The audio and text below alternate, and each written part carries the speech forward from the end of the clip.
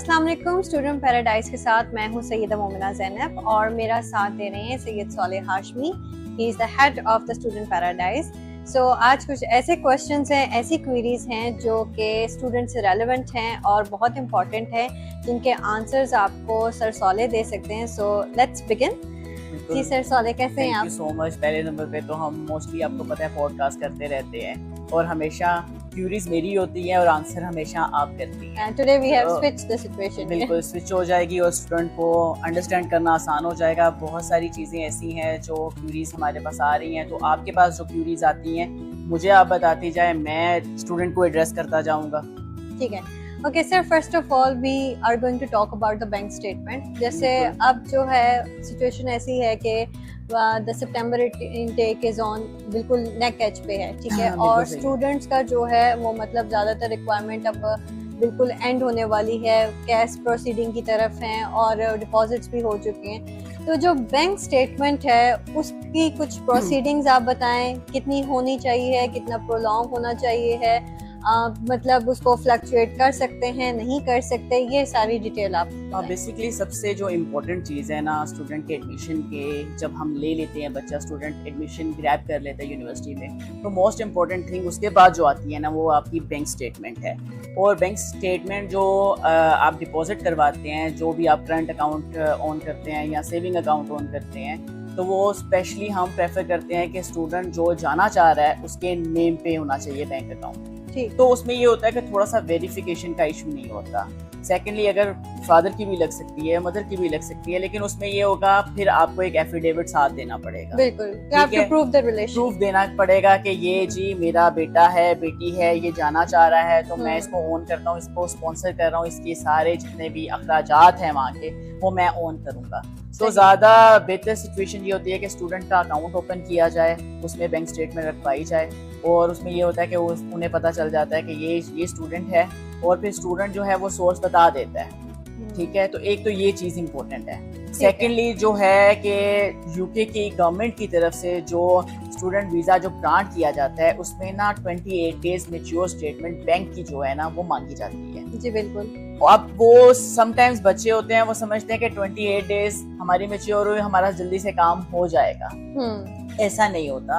28 days जो हैं, आपने सपोज आपके लिविंग एक्सपेंडिचर्स और आपकी जो रिमेनिंग फीस थी आपने उसको कैलकुलेटेड किया, वो 70-80 लाख बन गई। ठीक है, 70-80 लाख को आपने डिपॉजिट कर दिया। अब आपको 28 डेज आपको वेट करना है। सही। आपकी 28 डेज की जो स्टेटमेंट है वो मैच्योर होगी, तब आप वीजा फाइलिंग के प्रोसेस में जाएंगे। और एक और चीज जो सबसे इम्पोर्टेंट है वो ये है कि उसमें आपने ट्रांजैक्शंस नहीं करनी। बिल्कुल, मतलब ये ऐसा भी आता है, मैं बताना चाहता हूँ कि आपने बहुत ज्यादा उसमें ट्रांजैक्शन नहीं करनी। हम तो प्रेफर ही ये कर रहे होते हैं, स्टूडेंट को एडवाइस कर रहे होते हैं कि जो आपने स्टेटमेंट बैंक की रखवाई है उसमें आप कोई ट्रांजैक्शन नहीं करें। वो इसलिए कि आप अगर ट्रांजैक्शन उसमें करेंगे तो वो फ्लक्चुएशन आएगी, फिर ये है कि ये मनी किधर जा रही है, कहाँ से आ रही है, ये बड़े क्वेश्चंस होते हैं। और समटाइम जब आपको NSF नोट स्ट्रेट फॉरवर्ड की एक ईमेल होती है, वो जब वीज़ा जो ग्लोबल सेंटर है वहाँ से जनरेट होती है ना, तो समझ लें आप पिक किए जा चुके हैं। तो उसमें ये होता है फिर वेरिफिकेशंस होती हैं, तो जब आपकी ट्रांजैक्शन मल्टीपल्स होंगी तो वो उसको भी वेरीफाई कर रहे होते हैं। तो बेहतर ये होता है कि अवॉइड करना चाहिए ट्रांजैक्शन को। मिनिमम ट्रांजैक्शन, अगर आपकी अमाउंट बहुत ज्यादा है या समटाइम बच्चों ने अपने फादर के नेम पर रखवाई है, तो फादर का कोई बिजनेस भी चल रहा है, तो उसमें ये है कि आप ट्रांसफर कर सकते हैं ट्रांजैक्शंस, लेकिन इतनी ज्यादा नहीं करनी। एक मिनिमम अमाउंट में करें जिसमें कोई शक या डाउट की जो है ना वो चीज नजर नहीं आनी चाहिए। 10 to 50 के बिल्कुल ऐसे ही है, तो इससे ज्यादा नहीं करनी चाहिए। और बेहतर जो बेस्ट अपॉर्चुनिटी है, वो बेस्ट जो ऑफर है वो यही है कि कोई ट्रांजैक्शन नहीं करे। और ये भी एक जो क्यूरी स्टूडेंट की तरफ से आती है कि हमारा जी 1 महीने की हमने स्टेटमेंट रखवाई है तो हमारा जल्दी से काम हो जाएगा। ऐसा नहीं होता। आप रियलिस्टिक अप्रोच में जाएं, आप प्रैक्टिकली अप्रोच में जाएं। आप देखें कि आपका 28 डेज के बाद हमने वीजा फाइल किया है, अब वीजा फाइलिंग आपने प्रायोरिटी पे किया है, स्टैंडर्ड पे किया है, इट विल टेक टाइम। और जब टाइम लगता है तो एम्बेसी हमारे यूनिवर्सिटीज और किसी के कंट्रोल में नहीं है। यूनिवर्सिटीज जो एक खास हद तक सपोर्ट करती हैं, हम एक खास हद तक सपोर्ट कर सकते हैं, लेकिन एम्बेसी जो है वो आउट ऑफ रीच है।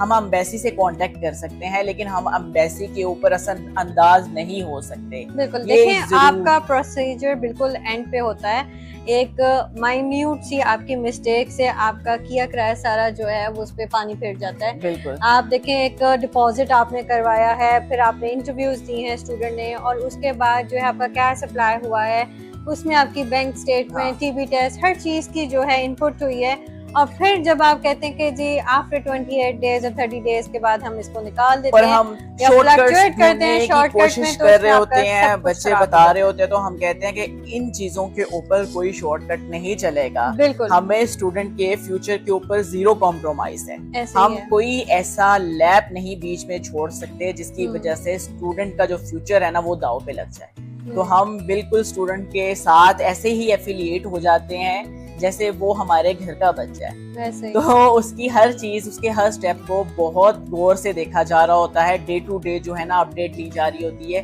क्या हो गया है, क्या होना है, आगे क्या होगा।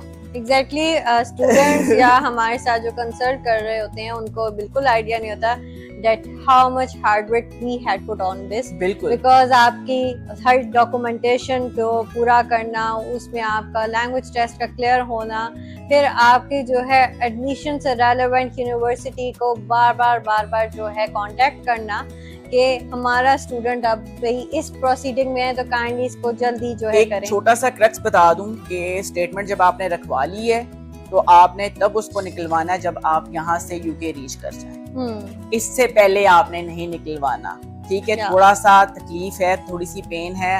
वी नो कि बहुत सारे जो बच्चे हैं मेजोरिटी, वो उनके पास पैसे नहीं होते तो वो बोरो करते हैं। बिल्कुल। तो वो जो बोरो करते हैं तो ऑब्वियसली उसके चार्ज पे कर रहे होते हैं, लेकिन ये छोटी सी चीजें होती हैं। लेकिन इन चीजों के लिए अपना फ्यूचर जो है हमने उसके ऊपर कॉम्प्रोमाइज नहीं करना होता। सेकंड जो मोस्ट इम्पोर्टेंट चीज आती है वो है टाइम मैनेजमेंट। और हमने पिछले पॉडकास्ट में हमेशा बताया है कि टाइम जो मैनेजमेंट है वो बहुत इम्पोर्टेंट है। आप अब भी आएंगे, अभी आपको पता है जुलाई में एंड हो जानी है एप्लीकेशन डेडलाइंस है। और जुलाई क्या सर, ये जून अब एप्लीकेशंस की डेडलाइन है, और जुलाई में स्टूडेंट की जो है डिपॉजिट्स और कैश की डेडलाइंस है। उसके बाद कोई भी एप्लीकेशन प्रोसीड होना बहुत रेयर है, बिकॉज आप बिल्कुल नेक एज पे हैं और आपके पास टाइम नहीं है। तो जो स्टूडेंट्स अभी भी सोच रहे हैं, तो दे हैव 1 वीक और एंड हाफ वीक कि उनका जो है एडमिशन हम पोर्टल पे पुट कर दें या उनका प्रोसीड कर दें। बाकी उसके बाद जो है they are have only chance of a deposit and cash, and afterwards you know everyone knows that statement। और एक और चीज है इम्पोर्टेंट आ जाएगी यहाँ पे, जो हमारी थर्ड इम्पोर्टेंट चीज मैं समझता हूँ कि इस नेक एज के ऊपर जब आके बच्चा कहता है हमारा एडमिशन प्रोसीड कर दें। अब जुलाई जब आएगा, जुलाई के एंड पे भी कुछ हमारे पास स्टूडेंट आएंगे, तो वो कहेंगे हम उनका यूनिवर्सिटी के अकॉर्डिंग एडमिशन पुट कर भी देते हैं, एडमिशन ट्राई करते हैं कि उनका एडमिशन हो जाए। लेकिन अगर उनके पास बैंक स्टेटमेंट मैच्योर नहीं है तो वो उनके फंसने का चांस, उनका डिले होने के चांस ज्यादा बढ़ जाते हैं। अभी देखिए ना, अगर जुलाई के एंड पे या मिड ऑफ में आता है और उसका हम एडमिशन प्रोसीड करते हैं तो अगस्त में आके प्रोसीड होगा, बिल्कुल, फिर उसका डिपॉजिट होगा, फिर हम बैंक स्टेटमेंट और सितंबर इनटेक के ऊपर जो बहुत ज्यादा जब जोर दिया जाता है, तो सितंबर इनटेक तो नेक एज के ऊपर है और उसको मिस करने का चांस ज्यादा बन जाता है। जब आप लेट करते हैं ना, स्टूडेंट के लिए ये स्पेशल एडवाइस इसलिए है कि जब आप लेट करते हैं तो वो आप इतने लेट हो जाते हैं कि आपके समटाइम्स केसेस जो है वो डेफर की तरफ जाना चाहते हैं, समटाइम आप खुद विड्रॉ की तरफ जाना चाहते हैं। और अगर आपने लेट आना है तो फिर आप यूनिवर्सिटी उसका ऑप्ट करें, वो यूनिवर्सिटी को देखें जिसकी सितंबर है, अक्टूबर है, नवंबर है, दिसंबर इनटेक है। एटलीस्ट आपका कैश अपडेट हो जाएगा, आप निकल जाएंगे। क्योंकि पर्पस तो यहाँ पे जो मेजॉरिटी है हम देखते हैं, एक तो चले स्टडी है, the second purpose to settlement. तो अगर आपने जाना है तो टाइमली प्रोसीड करें, टाइमली प्रोसीड करेंगे तो आपके लिए आसानी हो जाएगी। फिर एक और बहुत इंपॉर्टेंट क्वेश्चन आता है ये स्टूडेंट की तरफ से, हेल्थ इंश्योरेंस का जो है वो आप बताएं, थोड़ा सा वीजा प्रोसेसिंग की डिटेल बताएं, थोड़ी सी ये स्टूडेंट को जो है ब्रीफिंग दें कि how much amount they have to pay and what is the procedure exactly. So कुछ इसके बारे में आप इंफॉर्मेशन दें, बिकॉज इधर भी बहुत सारी कंफ्यूजन है स्टूडेंट्स को। मिस मोमिना, सबसे पहले तो आप वीजा फीस जो है वो 490 पाउंड्स है, जी, तो उसको बिल्कुल। पाकिस्तानी करेंसी के अकॉर्डिंग आप अगर कर लेते हैं तो वो तकरीबन 180 179 इस टाइम बन रही है, जो आज का करंट रेट है, मैं उसके अकॉर्डिंगली आपको बता रहा हूँ। बिल्कुल। तो उसमें इंटरनेशनल ट्रांजैक्शन का टैक्स भी डलेगा, तो वो एटलीस्ट 2 लाख तक या 1,95,000 तक आप वीजा फाइलिंग की जो प्रोसेसिंग फीस बिल्कुल। होती है ना, वो आपकी पे होती है। The second thinking for the under graduation और द पोस्ट ग्रेजुएशन, जो अंडर ग्रेजुएशन के बच्चे होते हैं ना, उनकी 3 साल की IHS होती है, जो हेल्थ इंश्योरेंस होती है, जी सर। 3 एंड मोर, और उसमें जो है वो 2716 जो है वो पाउंड फीस होती है, वो 3 इयर्स की होती है, वो जी, ऐसे अप्रोक्स ही है। तकरीबन 10 लाख तक चली जाती है, हाँ और जी। उसमें आप इंटरनेशनल ट्रांजैक्शन का टैक्स भी डाल सकते हैं। और अगर हम मास्टर्स के बच्चों की बात करें तो उनकी जो है वो है 1164 या इतनी बन जी जाती सर, है, इतनी है। इतनी है। बिल्कुल। तो मुझे इतना कंफर्म नहीं है, ऑब्वियसली एक आइडिया होता है, तो वो उस आइडिया के अकॉर्डिंगली हम बता रहे होते हैं, लेकिन बिल्कुल, जब हमारे पास कोई स्टूडेंट होता है तो फिर तो हम उसको डायरेक्टली बताते हैं भाई आपकी इतनी बन जाएगी। बिल्कुल। तो वो है, और वो तकरीबन बन रही है आज के रेट के अकॉर्डिंग 425 बन रही है, 4,25,000। तो वो उसमें टैक्स अगर ऐड करेंगे तो वो 20,000 हो सकते हैं ज्यादा पड़ जाए, क्योंकि पाकिस्तान में असल में इशू ये है कि बहुत सारे जो कार्ड्स हैं वो एक्सेप्ट भी नहीं हो रहे होते, ऐसे ही और स्पेशली ये वाली जो फीसिस हैं ये क्रेडिट कार्ड के थ्रू ही पे होती हैं, तो इसमें थोड़ा सा स्टूडेंट को सफर करना पड़ता है। लेकिन वी विल हेयर एंड हम जो है खुद भी सपोर्ट करते हैं, हमारी टीम सपोर्ट करती है। अगर किसी बच्चे को इशू आता है उसका वीज़ा प्रोसेसिंग फ़ीस के लिए या फिर IHS के लिए, तो हम वो प्रोसीड कर देते हैं। एटलीस्ट हमें पता है कि अपने स्टूडेंट को हमने कैसे फैसिलिटेट करना है, तो हमें उसे तब तक पूरा फैसिलिटेट करते हैं जब तक वो वहाँ रीच नहीं कर जाता है, क्योंकि हमारा जब तक सेटल भी नहीं हो जाता, हमारा उससे जो रिलेशन है ना वो लॉन्ग टर्म है। बिल्कुल। हमारा एक स्टूडेंट हमारी खुद एडवर्टाइजिंग है, ऐसे ही ठीक है, वो जाएगा, उसको वहां पे हम सपोर्ट करेंगे, तो वो फिर हमें जो है और स्टूडेंट को बताएगा कि मेरे ये एडवाइजर थे, उनकी एडवाइस अच्छी थी, वो हमें सपोर्ट करते हैं। तो ये लॉन्ग टर्म रिलेशंस को मैम मोमिना हमने देखना होता है। ये नहीं है कि ये बच्चा हमसे वीजा फाइलिंग करवा के गया तो हमने छोड़ दिया, ऐसा नहीं है। हम उसको टिल दी एंड, जब तक वो वहाँ पे चला नहीं जाता हम उसको नहीं छोड़ते, ऐसे ही है। और उसको सपोर्ट भी की जाती है, जो एक जाता। मॉरली सपोर्ट है, हम वहाँ पे भी करते हैं। एटलीस्ट वहाँ पे वो सेटल होने में उसको जो चीज की जरूरत है हम उसकी पूरी कर सकें। बिल्कुल ऐसे ही है, बिकॉज हमारा हेड ऑफिस जो है मैनचेस्टर में सिचुएटेड है, जिसमें ये होता है कि जिस स्टूडेंट को जो है कभी यूनिवर्सिटी फीस जो है उसमें एक्सटेंशन चाहिए होती है, या उसका अकोमोडेशन इशू है, या उसको जॉब इशू है, तो वो हमसे कंसल्ट करें and our head office will accommodate them for all the situations. Secondly एक और चीज जो है इम्पोर्टेंट है, हमारा कोई ये तो नहीं है कि स्टूडेंट को हमने बस इधर से ही टाटा बाय करना है, हाँ। ऐसा नहीं करना। हम उसकी, आपको पता है, आप खुद इंटरव्यू प्रिपेयर करवाती हैं, बिल्कुल ऐसे यहाँ से इंटरव्यू प्रिपेयर करवाना, यूनिवर्सिटी का जो इंटरव्यू होता है वो क्लियर करवाना, उसके बाद सम टाइम एम्बेसी लेती है उनका क्लियर करवाना, इमिग्रेशन पे जो क्वेश्चंस पूछे जाते हैं उनको क्लियर करवाना, तो ये हमारी रिस्पॉन्सिबिलिटी होती है, हम अपने स्टूडेंट को फैसिलिटेट करते हैं जी, और ये करना भी चाहिए।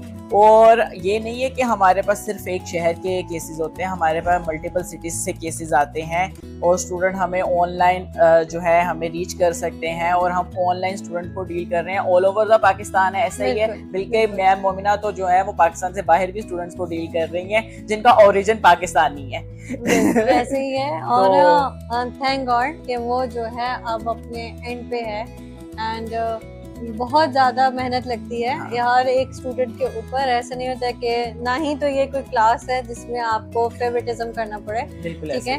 Every student is important for us, और हर स्टूडेंट की डॉक्यूमेंटेशन, उसकी प्रोसीडिंग, उसकी एक एक चीज पे उनको गाइडलाइन देना।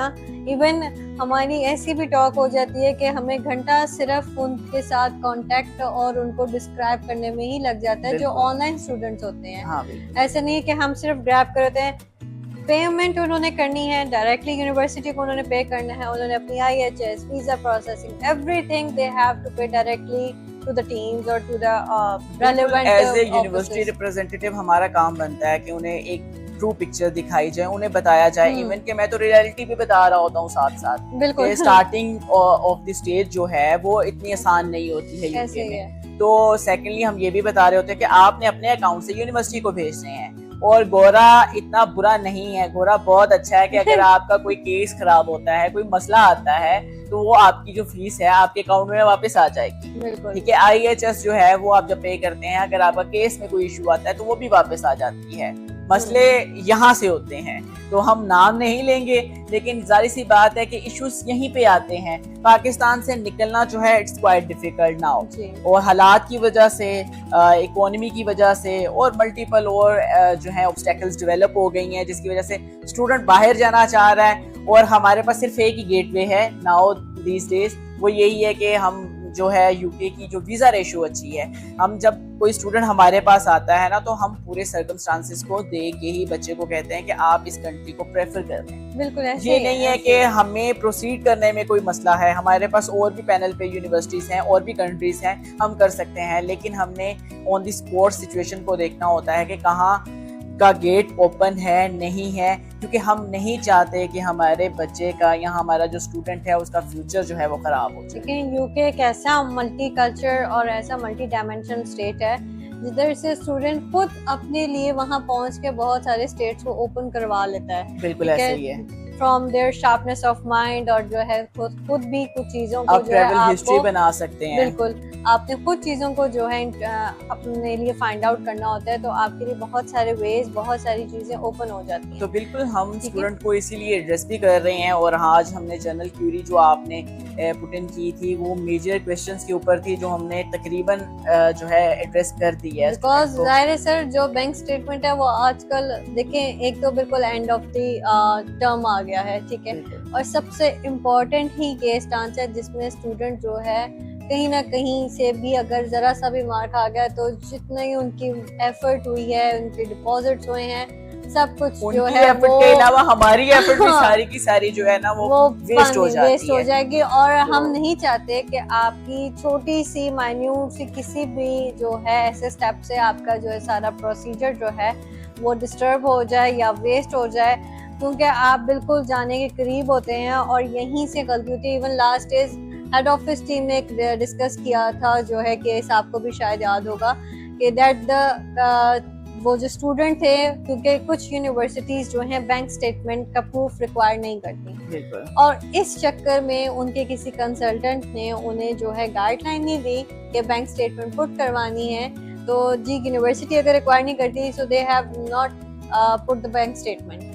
और एट बिल्कुल नेक एज पे 15 डेज और 20 डेज में उन्होंने जी रखवाई थी। ये बहुत इम्पोर्टेंट आपने बात की है, क्योंकि जाहिर सी बात है स्टूडेंट तो हमारी गाइडलाइंस के ऊपर चलेगा ना, तो अगर किसी के कंसल्टेंट ने या एडवाइजर ने वो उसे गाइड नहीं किया वैसा, तो ऐसा है कि अगर यूनिवर्सिटी कैश के लिए बैंक स्टेटमेंट रिक्वायर नहीं कर रही, तो इट डजंट मीन दैट कि आपसे एम्बेसी नहीं रिक्वायर करेगी। आपने एम्बेसी में जमा करवानी ही करवानी है, जिसकी बेस के ऊपर आपका वीजा लगता है, क्योंकि आपके उसमें रिमेनिंग फीस होती है, उसमें आपके लिविंग एक्सपेंडिचर्स होते हैं, तो वो आपने शो करने ही करने हैं। तो ये एक चीज भी क्लियर कर लें कि अगर यूनिवर्सिटी नहीं मांगी तो इट डजंट मीन दैट कि एम्बेसी नहीं मांगी। बिल्कुल, एम्बेसी जरूर मांगेगी और एम्बेसी आपसे प्रूफ भी लेगी और आपकी वेरिफिकेशन भी होगी। और सेकंडली एक और चीज जब तक नहीं पहुंचते सो फॉर गॉड सेक कि आप अपनी बैंक स्टेटमेंट को बिल्कुल भी ना हिलाएं, बिल्कुल भी इसको फ्लक्चुएट ना करें, ताकि आपके प्रोसीजर में कुछ भी प्रॉब्लम ना आए। बिल्कुल सही है। तो हमने आज का जो है इस एपिसोड में मेन पर्पस जो था, जो हमारे लिए एक न्यूज़ अलर्ट थी स्टूडेंट को बताने के लिए, वो हमने कर दी है। तो इंशाल्लाह जो है नेक्स्ट एपिसोड में कोई यूनिवर्सिटी का एडिशन करेंगे, कुछ और क्यूरीज होंगी तो उनका भी एडिशन करेंगे। आज के लिए इतना ही, अपना ख्याल रखिएगा। अल्लाह हाफ़िज़।